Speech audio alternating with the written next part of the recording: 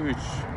Assalamu alaykum hörmətli kuzatuvchilarimiz. Bağat Ekevki Hafta Savda kanalına buradan sizlərə əziz 29 dekabr 2025-ci il növbətdəki savdamız 2025-ci ildə işləb çıxarılan avtomat korobka Style Cobaltumuz oldu. Maşın 15.000 km durardı. Trafikə 100% rahatlı, yumşaq bolon metan qazına din qoyulan təyyar avtomobilimizi nağd pula 148 min olsam özlərimizi bağatlı əkməlağımıza verdik. Ağa, təbrik edirəm. Hem ben yine üşümün Allah nasip etsin.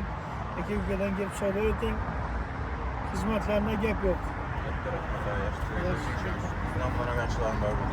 Dostlar küzətəmiz satqan avtomobilimiz 2025-ci il maşın 15.000 newt durardı. 4 dənə yumşaq balon qoyulan metanoba halət ideal kraskesi 100% radnoizdə 30 sənəsindəki avtomobilimizi nağd pula 148 milyon sonra özlərimizi bağata verdik.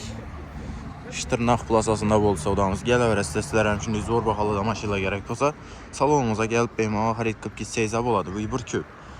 Narxlardan gəlib beymağa maşın xarid qılışlarınızı təvsiyə qılıb qalamız. Gəlsəyizə savdalarınızı zor edib, tez fürsətli içində sifətlətib bəcərib bərəmiz. Rəhmət.